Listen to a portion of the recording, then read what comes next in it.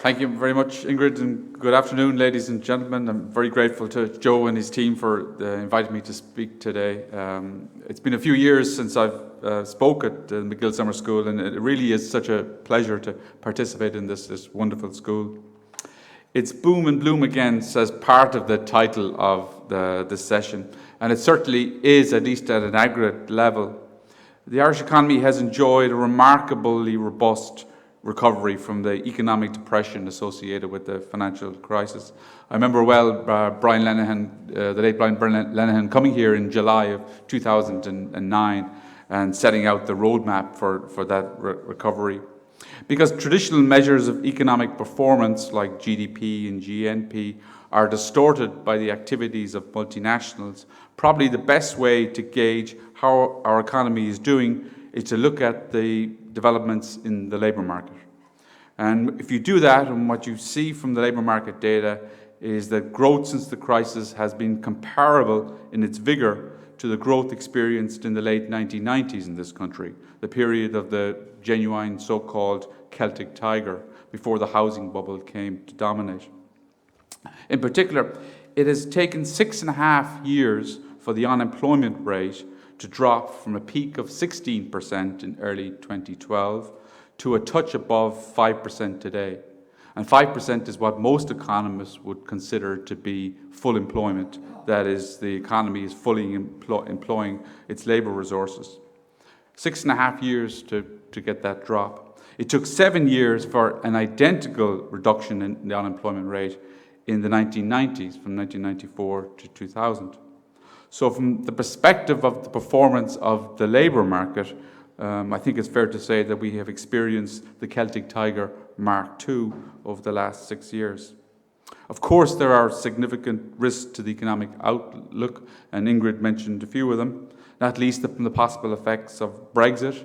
And you would have heard this week that the negotiations are not going very well. And there are question marks over the sustainability of growth and financial stability in China. And China is under particular stress from Donald Trump's trade policies. But we should take some comfort that the Irish economy has shown a capacity to revert to full employment relatively quickly after recessions, even very severe ones. It speaks, I think, to the agility and flexibility of the underlying Irish economy. Roughly speaking, economic growth is driven by an increase in the number of workers or an increase in output per worker, or a combination of both. As we approach the full employment of available labour, continued improvements in our standard of living will increasingly depend on the ability of our economy to deliver sustained growth in output per worker, also known as labour productivity. For sure, new entrants into the labour market, from those finishing education, inward migration, and possibly from upticks in the labour force participation rate, will continue to augment the supply of labour. But we are at a point where the baton needs to be passed from labour input to labour productivity as the main driver of economic growth. We need to be continuously getting better at transforming inputs into outputs. Recent data from the Central Statistics Office on productivity in Ireland over the past couple of decades suggests that overall the Irish economy has performed well compared with the other 14 EU member states that joined the EU prior to 2004. These data also suggest, however, that productivity growth is between 3 and 5 times faster in the foreign sector, that is, the sectors dominated by foreign multinational companies, than in the domestic sector, depending on the measure of productivity. On the one hand, it's perhaps not surprising that the foreign sector would outperform the domestic sector on the productivity stakes, given differences in industrial composition.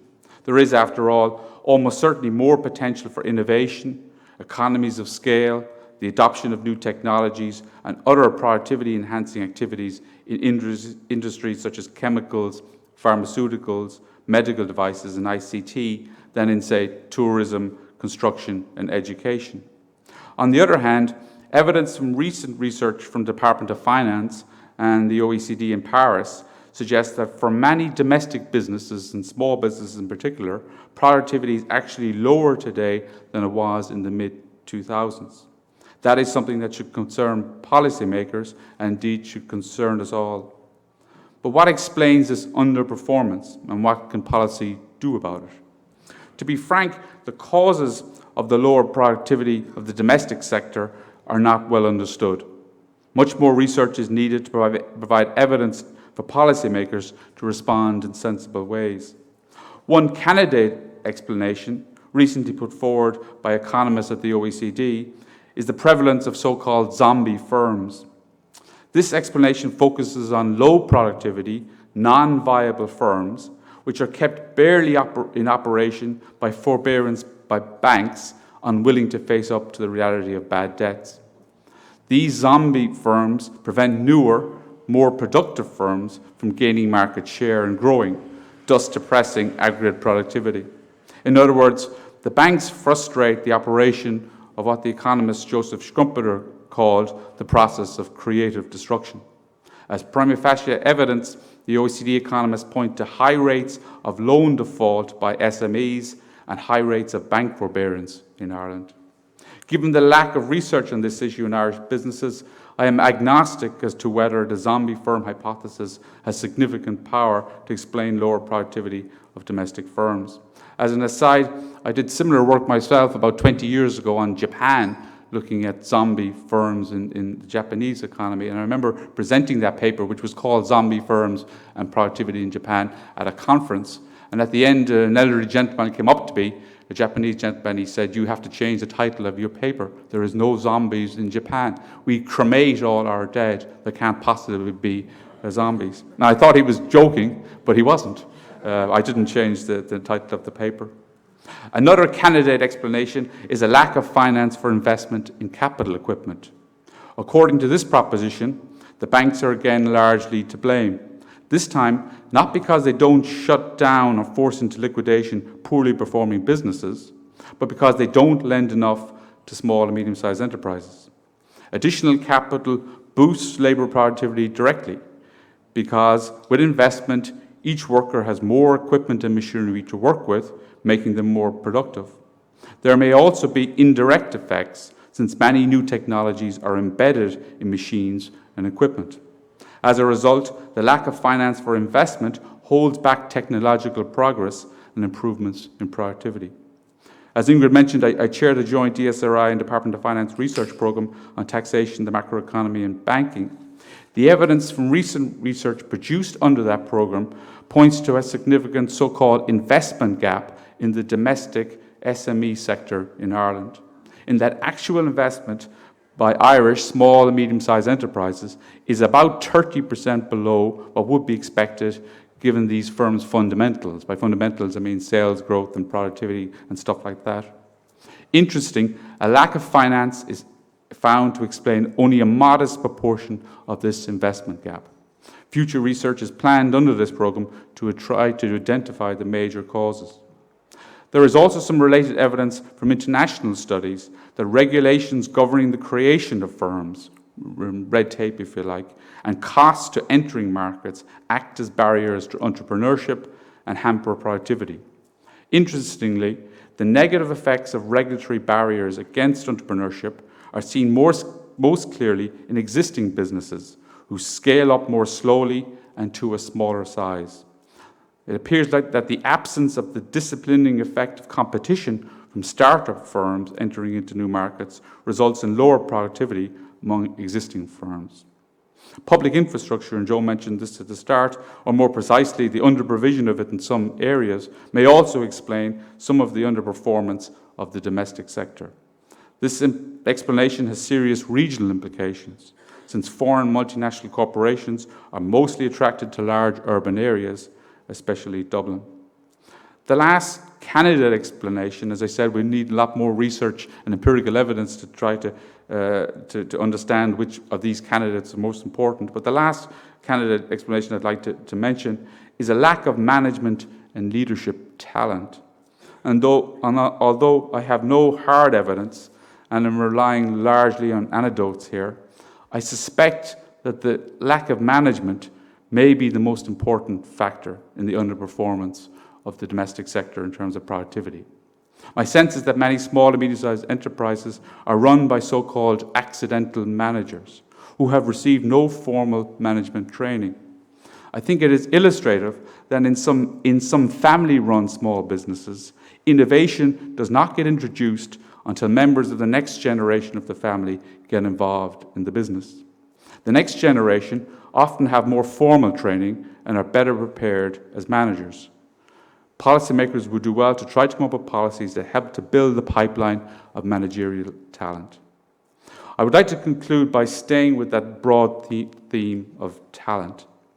If you were to ask me what are the three most important things that industrial policy should focus on and that will determine the standard of living in this country over coming decades, I would respond talent, talent, and talent. In that regard, I'm drawn to recent research on the determinants of productivity and long-term economic growth by Nobel laureate Bob Lucas at the University of Chicago. Lucas has been developing new theories and models of long-term economic growth, which I find convincing. At the core of these models is a simple but profound idea that the higher the skill levels of those with whom we interact, the more we can learn. To quote Lucas, schooling prepares people to take advantage of the ideas of others, and the knowledge they gain throughout their careers depends in part on the quality of those with whom they interact. It is the quality of these people, parents, teachers, fellow students, supervisors, co-workers, people we meet at work or at parties, people we observe from a distance, see on television, read about in books, that determines the direction and quality of our lives. Put simply, talent begets talent. Silicon Valley in California is prosperous because lots of talented people live and work there and interact with other talented people, creating a virtuous circle of innovative activity. In thinking about our long-term prospects and industrial policy, and in particular in thinking about spatial policy and the aim of balanced regional growth in this country, we need to keep in mind that talented people are mobile. They can find well-paid jobs anywhere. The challenge then, especially for our towns and villages outside of the main urban areas, is to build livable communities where pools of talented people will happily live and work. Talent and how to develop, attract, and retain talented people must be at the heart of our industrial policy. Thank you for your attention.